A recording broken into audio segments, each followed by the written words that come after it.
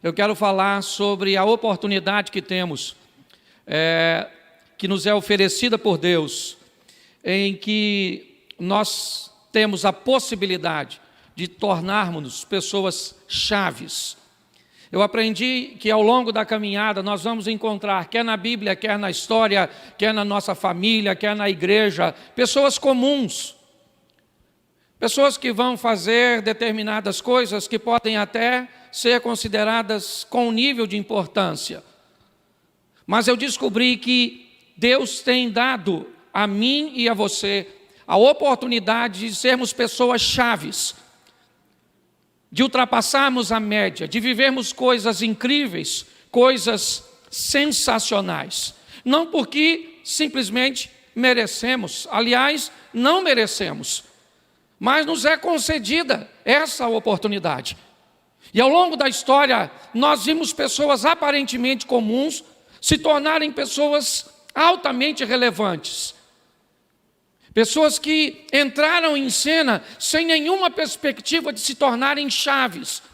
Mas ao longo da sua caminhada, elas foram recebendo oportunidades, muitas vezes vinda de crises, de problemas, de tempestades, de adversidades, queriam requerer dessas pessoas determinadas posturas, posicionamentos e ações. E quando essas pessoas não se acovardaram, quando essas pessoas tomaram a decisão de abraçar essa oportunidade, elas deixaram de ser comuns para se tornarem pessoas chaves. Independente da idade dessas pessoas, nós olhamos uma menina saindo como cativa da terra de Israel para trabalhar na casa de um leproso na Síria, e ela se torna uma pessoa chave com a oportunidade que Deus havia lhe dado. Quando nós olhamos um menino que leva um lanche de casa para si mesmo, talvez a quantidade do lanche nos mostre a idade do rapaz. 5 pães e 2 peixes. Provavelmente um adolescente, aquele estilo igual esmeril, o que se encosta come, ok? Mas num determinado momento, ele recebe a oportunidade de entregar o que trouxe para si, para causar um bem-estar coletivo. E ele deixa de ser alguém comum para viver algo extraordinário. Qual é a grande questão dessa história? É que Deus escolhe pessoas de uma forma bem estranha. E você pode achar estranho ele escolher Davi, ele escolher Sansão. Você pode achar estranho ele escolher tantas pessoas, mas talvez o mais estranho de tudo foi ele ter escolhido você.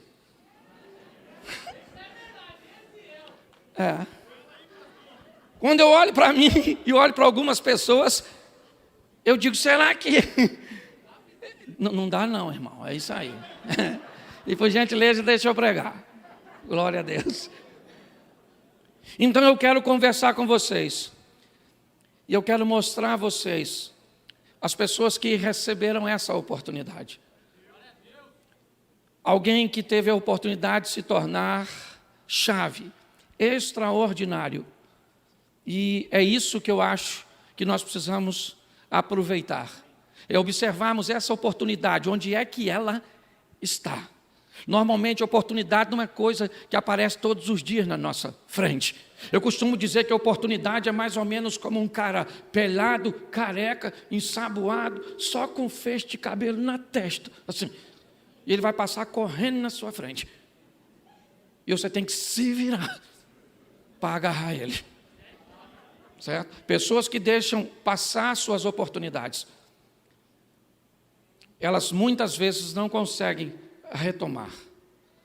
Se nós observarmos isso, olharmos nessa perspectiva, nós vamos estabelecer comportamentos e atitudes, não de quem está procurando Deus, mas como Jesus disse para a mulher samaritana, são essas pessoas que Deus, são os tais que Deus está buscando. Mais do que buscarmos a Deus, nós precisamos ter um comportamento digno daquele que Deus anda buscando. e nós vamos viver com certeza o extraordinário, o fantástico, o sensacional. Posso ouvir um amém? Amém. Então abra sua Bíblia em Marcos capítulo 4, verso de número 35. Marcos 4, 35. Que nos diz assim: e naquele dia, Marcos 4, 35. E naquele dia, sendo já tarde, disse-lhes: passemos para o outro lado. Verso 1 do capítulo 5. Diz assim: e chegaram ao outro lado do mar da Galileia, a província dos Gadarenos. Escute só, 4:35. Jesus disse: passemos para o outro lado. Versículo 1 do capítulo 5. E chegaram do outro lado. Verso 35, ele diz: nós vamos passar para o outro lado. Ele não disse vão para o outro lado. Ele disse: passemos, eu vou junto com vocês. Eu vou entrar nesse barco com vocês e nós vamos juntos para o outro lado. E o verso 1 do capítulo 5 diz que o barco chegou do outro lado. Queria que você fechasse os seus olhos mais uma vez. Senhor nosso Deus e Pai, em nome de Jesus, continua falando conosco. Usa-me, ó Deus, como um canal de bênção nesta hora, pelo poder do nome de Jesus, que saiamos daqui motivados, que saiamos daqui transformados pelo poder da Tua palavra. Senhor, em nome de Jesus, amém, glória a Deus, amém? Eu quero mostrar a você o que está acontecendo nessa história. Nós temos aqui, me parece, que o mestre, o professor Jesus. Nós temos os discípulos, os alunos, e nós temos o material didático. Nós temos o cenário, nós temos os acontecimentos, nós temos os fatos, aquilo que Jesus utiliza como material didático para ensinar seus discípulos. Por muitas vezes nós vimos Jesus fazer determinadas coisas, em determinadas situações. Uma mulher desesperada o procura em Marcos capítulo 7, verso 24. Ela deixa sua filha endemoninhada em casa e ela vai em busca de alguém que pode fazer alguma coisa por ela. Ela nutre toda uma expectativa. E quando ela se aproxima de Jesus, o texto diz que Jesus disse: eu não posso fazer nada por você, porque eu não vim para você, eu vim para os judeus. Eu não posso pegar o pão dos filhos e dar aos cachorros. Quando nós olhamos para essa situação, parece algo incoerente.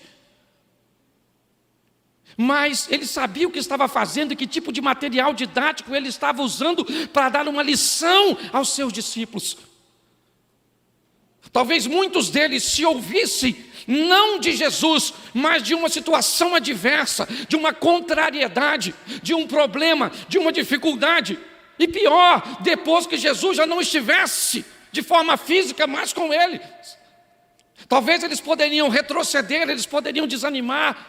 Então Jesus precisava utilizar pessoas chaves para oferecer aos seus discípulos a oportunidade de aprender com resistência. Talvez por isso ele teve por base 4 pescadores em seu ministério.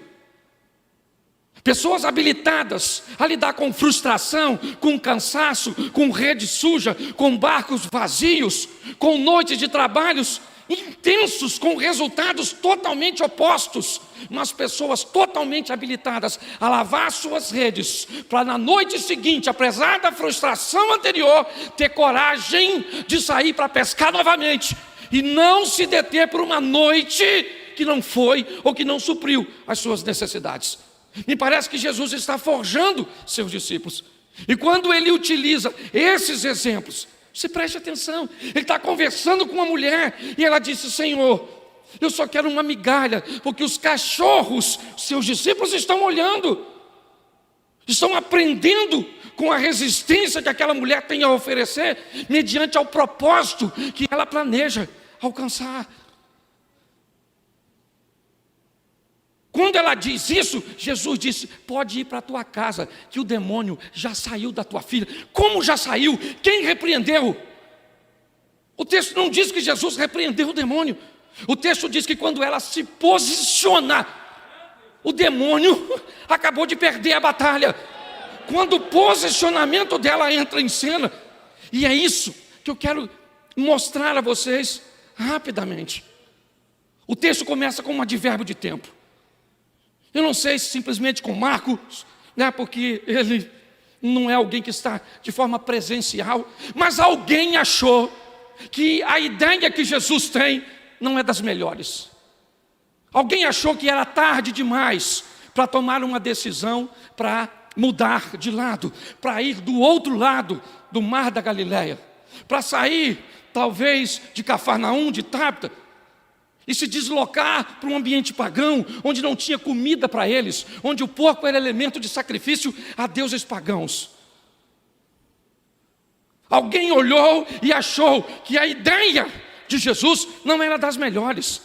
E sendo já tarde, talvez podendo contemplar algumas nuvens, uma mudança de vento, eram homens habilitados a lidar e talvez conseguiam fazer a leitura de que aquele não seria um momento adequado para ir do outro lado.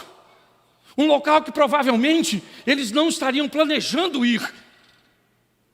Mas quando nós olhamos a mente, o que Jesus está querendo fazer? O que ele quer fazer do outro lado? Marcos diz, e já era tarde, quando ele diz, nós vamos para o outro lado. O que ele vai fazer lá? Tinha uma multidão, o texto diz, e eles deixando a multidão levaram consigo, assim como estava do barco, mas havia também com eles outros barquinhos. E o que é que tem do outro lado que faz Jesus deixar de maximizar e potencializar a sua capacidade de comunicação?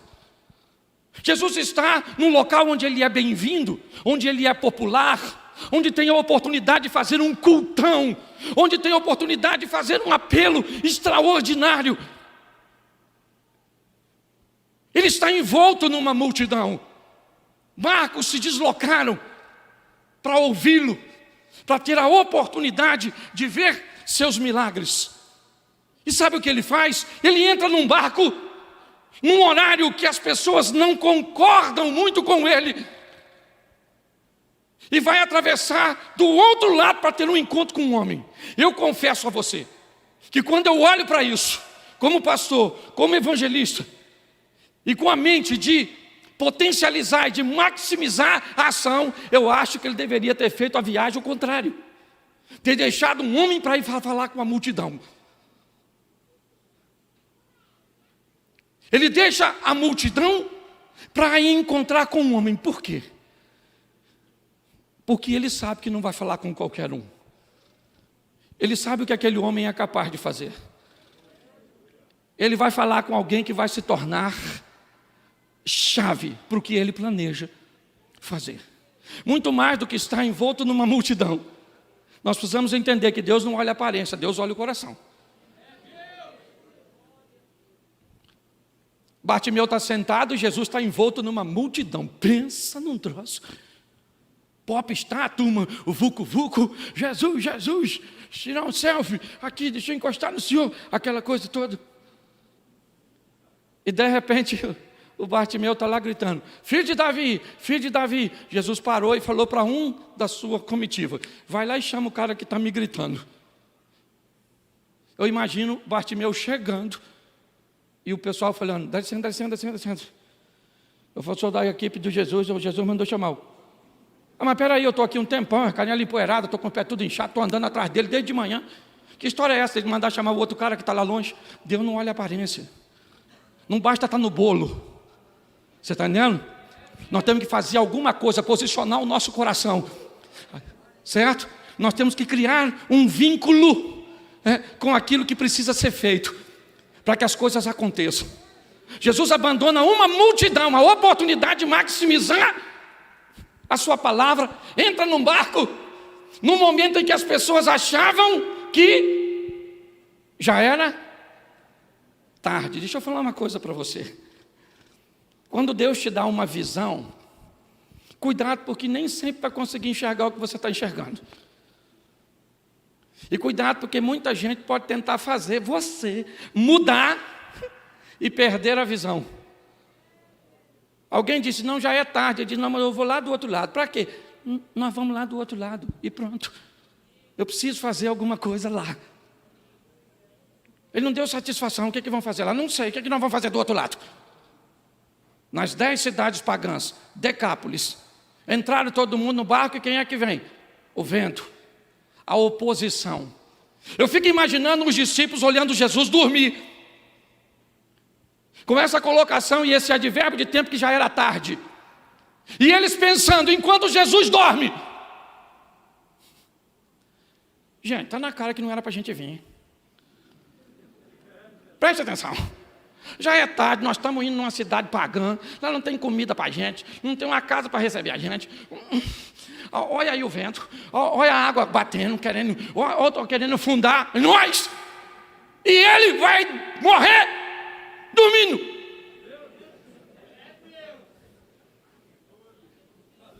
Você está rindo? Muitas vezes, nós seremos direcionados a fazer coisas que as outras pessoas não vão entender. E se nós não tivermos firmeza, se nós não nos apegarmos aos princípios, aos valores, nós vamos nos perder ao longo da caminhada. É assim que funciona. E para se perder não precisa dobrar o joelho, basta dar uma agachadinha. Porque tem gente na Babilônia que eu acredito que não joelhou, mas agachou. Sim. Ah, pastor, eu não joelhei, mas também não fiquei em pé. Então você não vai para o inferno, você vai para o meio. Certo? Quando nós olhamos aqui, o que nós vemos? A oposição. E tem muita gente que acha que a oposição é a resposta de Deus, que é para nós não fazermos. Tem gente que mede o que Deus tem para si só com o acerto das coisas. Se está dando tudo certo é porque Deus está no negócio. Se está dando tudo errado é porque Deus... E às vezes a oposição se levanta, está dando tudo errado e você está fazendo o que Deus quer que você faça. Ele está dormindo e lá vem a tempestade. Por que ele foi dormir? Porque ele fez o que devia fazer no verso 35. Falou para os discípulos assim, ó, nós vamos lá para o outro lado. Mas e o barco? Eu não sou pescador, vocês aqui, eu vou dormir. Porque o que eu tinha de fazer eu já fiz. Eu falei que nós vamos para lá, então eu vou acordar lá. Sim ou não? Sim. Só que quando vem a tempestade, qual é o problema? É que parece que a palavra dele não vale nada. Basta vir tempestade. Basta. A gente fala muito bem isso para os outros. Acredita. Tenha fé. Deus está no controle. É mole falar isso para os outros. Quero ver você falar para você. Olha, eu saí da luta contra o Covid. Falei para os outros, menino, vai dar tudo certo. Você vai se dar bem. Não liga não, rapaz. Deus está no controle. Peguei o Covid e falei, vou morrer. Vou morrer. Meu Deus do céu. Covid poderoso. Foi lá para os outros. Sim ou não? Dá conselho para os outros. Tolera a sua mulher. Fala isso para tu, maluco. Sua sogra. Rapaz, não fala assim da sua sogra, que ela é uma benção. Fala isso da sua. As toxinas que a velha carrega. Deixa eu falar uma coisa para você. Falar para os outros, dar conselho para os outros é fácil. O difícil é aconselhar você mesmo, falar para você mesmo. Sabe? É o grande desafio. Basta vir os problemas, a água está entrando. Mas quem é que está lá? Jesus. Fazendo o quê? Dormindo. Por quê? Porque está dormindo, descansando. Certo? E os caras começaram a olhar. Aí, ó. Está vendo, Pedro? Está vendo? É isso aí. Às vezes eu entendo o que Judas ele vai fazer. Porque é difícil caminhar. Porque presta eu falar uma coisa com você. Andar com Deus não é fácil. Os meus pensamentos não são os vossos pensamentos. Os meus caminhos não são os vossos caminhos. Eu não vejo como você vê. Se nós vamos andar com Deus, alguém vai ter que mudar. E esse alguém quem é? Deus. Deus precisa se encaixar no meu perfil. Não, querido. Não adianta. Chega lá, o que tem? Uma fonte com água amarga. O profeta vai falar, Senhor, a água está amarga. Deus disse, joga um prato de quê? Não rola. O senhor não está entendendo, a água está amarga. Nós temos que jogar um mel, uma tâmara, para a água ficar doce. Não, joga sal que fica doce. Dá para tu entender? Não dá, certo? Então você vai querer andar com Deus, não é por vista, é por fé. O que nós precisamos é entender que precisamos nos posicionar. É isso que Ele está esperando. Não é para entender, é para colocar a sua vida onde Deus quer que você... E usar a sua régua. Sabe qual é o problema? Que nós estamos usando a régua dos outros. É a medida do outro, é a casa dos outros, é o carro dos outros, é a mulher do outro, é o filho do outro, é a igreja do outro. Tem tanta gente prestando atenção no que o outro está fazendo, que está esquecendo de canalizar força para fazer as coisas acontecerem na sua vida, na sua história. Sabe por quê? Porque o sistema diz uma coisa: ninguém pode ser feliz, porque se você for feliz, você quebrou o sistema. Você não pode ser feliz, você não pode. Entendeu? Você tem um smartphone 11? Pois é. Você não pode ser feliz com ele, senão você não compra o 12. Entendeu? Você não pode ser feliz. Não, eu sou feliz. Mentira. Você não tem uma Ferrari. Mas eu não quero. Quer. Eu saio dessa conversa já achando que eu quero. Eu nem queria. Então, se você parar para pensar, qual é o problema? É a insatisfação. O que nós olhamos aqui e vemos é o quê? Jesus está num barco. Sim. E Ele diz que vai do outro lado. Fazer o quê? Os discípulos não sabem. Mas Ele está interessado em ir lá. Tem alguém lá. Mas quem? Será que é um César? Será que é alguém muito influente? Quem é que fez Jesus abandonar a multidão, entrar num barco, enfrentar a incompreensão dos seus discípulos, se molhar porque provavelmente as ondas batiam e respingavam nele, se deparar com a ausência de fé de seus discípulos, para chegar do outro lado e encontrar quem? Essa é a grande questão. É isso que é mais estranho. Quando ele chega do outro lado, sai do sepulcro um homem. Que nível de relevância ele tinha? O quanto de dinheiro ele tinha? Qual o seu nível de importância? Quem é esse camarada? O que Jesus está fazendo lá, deixando uma multidão para ter uma conversa com apenas um homem? Ele deveria ser alguém muito importante, alguém muito respeitado naquele lugar. Não. Ele era alguém que morava na rua, ele era alguém que andava nu, ele era alguém que atacava as pessoas e que se feria. Esse era o camarada. Foi com esse indivíduo que Jesus foi ter um encontro. Mas o que é que este homem tem para andar nu, para atacar pessoas, para morar na rua e para se ferir? A Bíblia diz que ele tem demônios. Ele tem demônios. E os demônios fazem com que ele não use roupa. Os demônios fazem com que ele ataque outras pessoas. Os demônios fizeram com que ele abandonasse a sua família.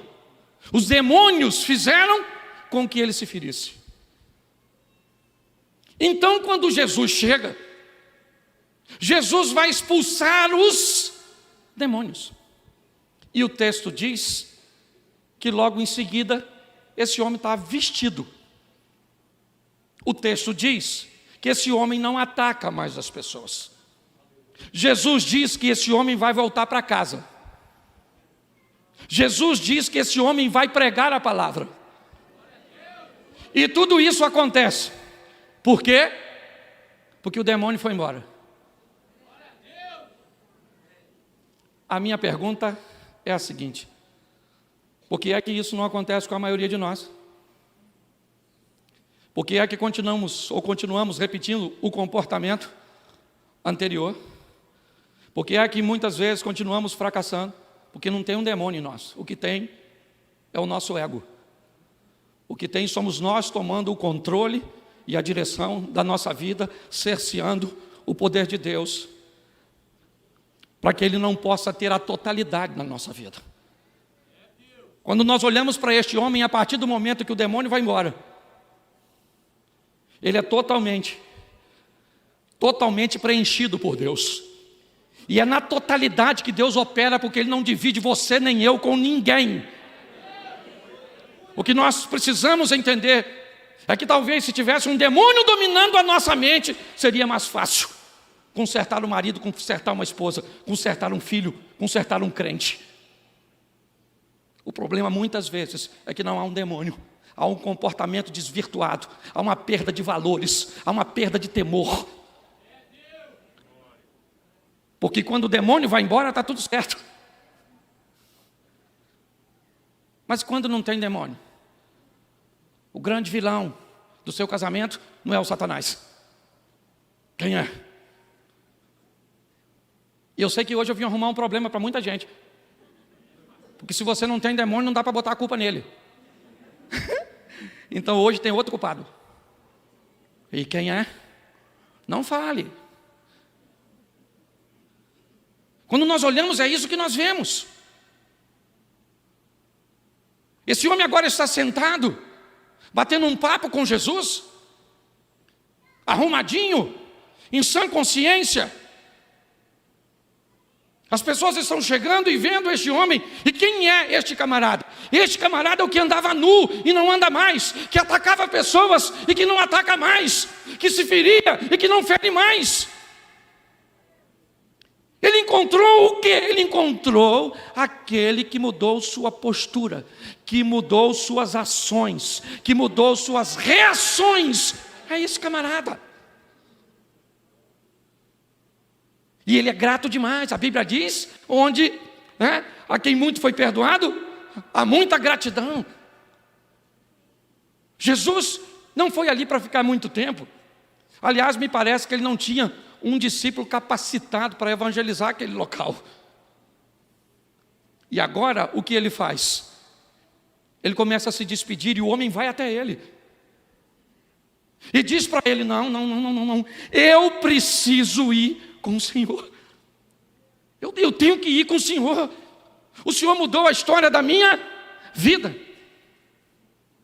E Jesus disse, mas eu não posso levar você. Não. Eu preciso que você fique aqui. E que você vá para a sua casa, porque agora você pode ir para casa. Você vai para os seus. E mostra para eles quão grandes coisas o Senhor fez por você.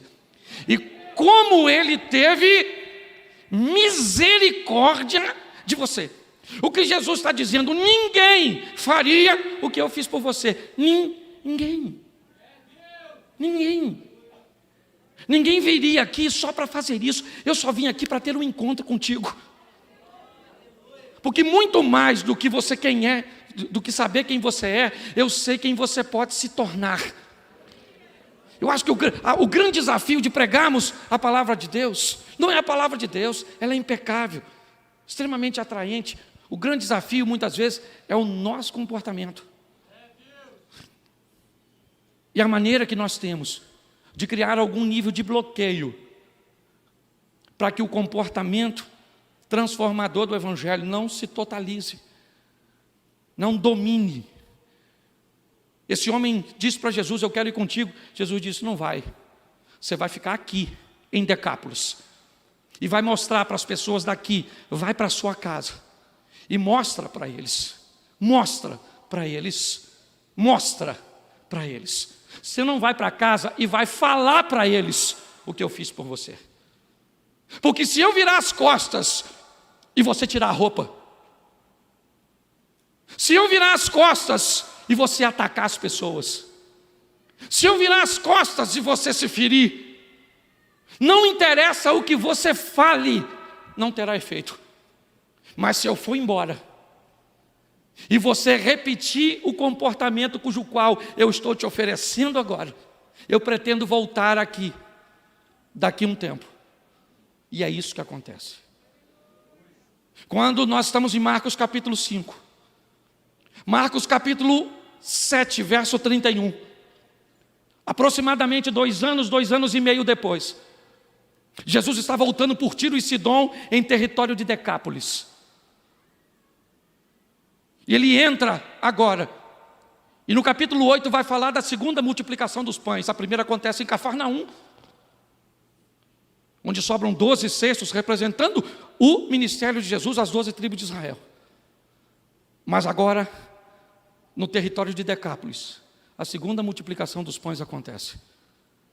E o texto diz que tinham 4.000 homens, sem falar em mulheres e crianças.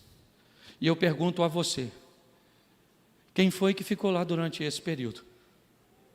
Para mostrar às pessoas o que Jesus havia feito na vida dele.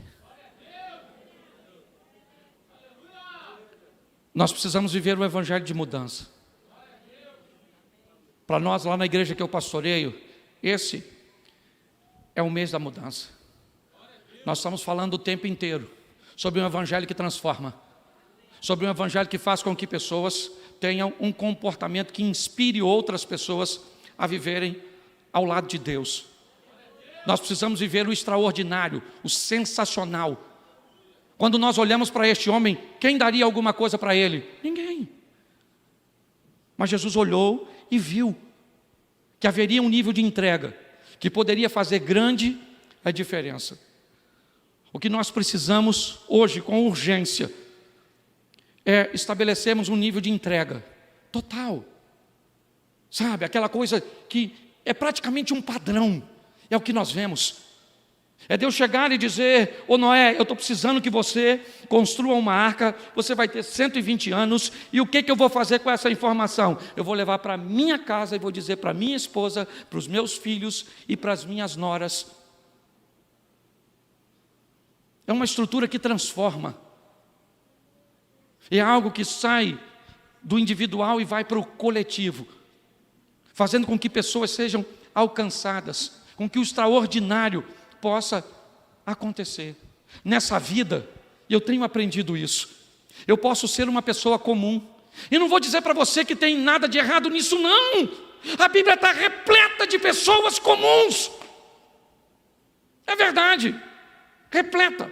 Eu não estou colocando nenhum defeito nas pessoas comuns, mas eu tenho aprendido ao longo da história que grande parte de nós temos recebido a oportunidade de nos tornarmos pessoas chaves, de fazermos a diferença na nossa família, na comunidade onde estamos inseridos, na igreja onde frequentamos, na empresa onde colaboramos, na faculdade onde estudamos. Nós podemos ser pessoas comuns, ou nós podemos ser pessoas chaves. A oportunidade tem sido concedida a cada um de nós. A pergunta é: o que é que eu vou fazer com ela? Como é que eu vou me comportar mediante a tudo isso? Se nós guardarmos isso no nosso coração e olharmos para a nossa vida, o que eu vou fazer como alguém que quero ser uma pessoa-chave, como alguém que quero mudar alguma coisa? Eu me comporto com um nível de entrega extraordinário. É isso que Deus está esperando de mim e de você. Você quer fazer uma entrega? Eu quero. Mas quantos % de você? O que você está disposto a entregar de você mesmo? Se tiver um demônio é fácil. Bota a mão na sua cabeça, o demônio vaza e você fica bonitinho. O problema é que não tem demônio. Não é que todo mundo não tenha, alguns até têm. Não estou falando que ninguém tem, não. Tem uns irmãos demoniadão. Certo? Mas a maioria de nós não tem, não. A maioria de nós sabe o que tem? Indisciplina. preguiça. Sim ou não? Sim. O desânimo. Você vai orar, não ora para orar. Porque para orar nós temos que orar às vezes, pelo menos eu. Porque às vezes eu vou orar e começo a orar e não oro assim, porque a minha mente, às vezes eu falo assim, Senhor meu Deus e Pai, vou acordar amanhã cedo. Caramba. Não era isso que eu ia falar não. Desculpa, vou começar aqui de novo. Que palhaçada. Vamos lá de novo, Senhor. Senhor meu Deus e Pai, soberano, estou com uma fome desgraçada, Senhor. Não é fome não. Eu estou falando sério, às vezes eu tenho que levar 5. Só falando, Senhor, perdoa aqui que eu estou com as interferências do mal, umas troças assim, tudo assim. Perdoa. Você está rindo? É. E às vezes não é nem o demônio, é eu, é a minha preocupação, é aquelas coisas todas, os filhos, a mulher, e trouxe tudo, não tem nem demônio, ou tem um montão, sei lá, eu também não sou obrigado a saber tudo, mas eu queria falar para você hoje, fechar minha mensagem, Deus está te dando uma oportunidade de ser alguém chave, entendeu? Pastor, para fazer o quê? Eu não sei. Eu sei o que eu fui chamado para fazer. Entendeu? Então, cada um com a sua chave. Pergunte a Deus, Senhor, eu quero entregar a minha vida na totalidade. Eu não quero ser alguém comum. Eu quero ser alguém que faça a diferença. Um congresso como esse, você não pode sair daqui do mesmo jeito que você entrou. Você tem que chegar na sua casa hoje, assim, pastor, estou precisando de um movimento na minha família. Então você chega, maluco, determinando o domínio. Não é gritando, mano, não é gritando não, senão o pessoal acha que você saiu demoniado aqui. Você chega e diz, Senhor, eu cheguei em casa, essa casa te pertence, meus filhos te pertencem, meu casamento te pertence, aqui tu te pertence. Se tiver um intruso aqui, em nome de Jesus, cai fora. Agora que eu acabei de vir do labareda e eu taco fogo nessa praga desse demônio, tudo. E taca fogo em quem tem demônio, taca fogo em quem não tem demônio. Mas nós temos que sair daqui inspirado. Sabe? Nós estávamos conversando sobre, nós estamos sendo bombardeados com essas informações negativas, essas coisas ruins. Parece que o mal vai vencer. Parece ou não parece? Parece, eu olho e falo assim, gente, vamos sentar aí, Jesus vai voltar. Vai para o céu, vou para o céu, vou para o céu. Então, não, vamos embora, vamos esperar Jesus voltar, porque o mal está aí. Que negócio é esse, querido? Nós não vamos ganhar, nós já ganhamos. O nosso general é Cristo. Nós temos que viver acima da média. Esse negócio de vidinha medíocre, não está com nada. Arrebenta a boca, leia a Bíblia como nunca leu, ore como nunca orou, profetize como nunca profetizou. Isso. Vamos parar com palavras negativas. Está na hora de vivermos o extraordinário. Mas pastor, era o gadareno. Pois é, meu filho. E agora o gadareno morreu, sabia disso? Ele morreu, estou falando sério. Não foi de Covid, o gadareno morreu. Porque ele não faz mais nada. O Abraão foi maneiro, foi ou não foi? Foi ou não foi? Mas morreu. O Isaac morreu, o Davi morreu, esse cara morreu tudo. O Paulo morreu tudo. Morreu tudo. E agora? Agora sobrou nós. E o que nós vamos fazer? Nós vamos viver o que esses caras não viveram. Porque nós vamos fazer o que eles não fizeram. Então eu preciso que você saia daqui animado. Eu sei que você nem me riu muito não, porque eu estou pregando para mim mesmo. Entendeu? Eu estou falando para mim, Cláudio, você tem que ser chave, para melhorar a vida dos outros, para melhorar a vida da comunidade onde você está, para melhorar a vida da sua família, para melhorar a vida dos seus filhos, para melhorar a vida dos seus amigos. Ô Cláudio, você veio nesse mundo para melhorar a vida dos outros. E eu acredito nesse negócio. Entendeu? Então eu queria que você ficasse de pé. Eu quero que você feche seus olhos. Feche seus olhos aí para fechar, que ninguém vai pegar nada seu. Eu sou do Rio da Baixada Fluminense, mas vim em missão de paz. Tá achando que eu sou chefe de alguma coisa? Isso. Glória a Deus. Você está com sua esposa, eu queria que você segurasse na mão da sua adversária. Isso, aproxima a presa do predador. Se é que você ainda é predador. Isso. Sua mulher olhou para você com a cara de 10, né? Feche os olhos. Nós vamos orar ao Senhor. Senhor nosso Deus e Pai, em nome de Jesus, ao longo da nossa caminhada temos recebido de Ti inúmeras oportunidades de mudarmos de vida, inúmeras oportunidades de nos tornarmos pessoas chaves, de fazer com nossas finanças o que nunca fizemos, de fazer para o nosso casamento o que nunca fizemos, de fazer para os nossos negócios, para os nossos amigos o que nunca fizemos, para viver o que nunca vivemos. Saímos de uma vida comum para uma vida de pessoas chaves, de pessoas que são vistas de forma diferente. Em nome de Jesus, Senhor, que saiamos aqui nesta noite com esse desejo no coração. Não queremos ser melhor que ninguém, queremos apenas ser uma versão melhor de nós mesmos, com mais recursos, com mais possibilidade de atender às demandas. Em nome de Jesus, ó Pai, tira de nós toda limitação mental, toda palavra negativa de que isso não é possível, pois é, porque o Senhor está no nosso barco e tempestade nenhuma vai nos parar.